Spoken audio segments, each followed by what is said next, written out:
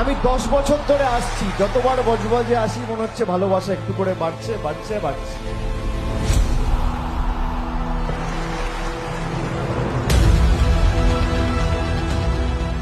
আমি সকলকে বলেছিলাম যে ডায়মন্ড হারবার যেহেতু শেষ দফায় ভোট রয়েছে, আগে বাংলা বিরোধীদের মেরুদণ্ডটা অন্য লোকসভা কেন্দ্রগুলোতে ভাঙবো, তারপর আমি ডায়মন্ড হারবারে ঢুকবো।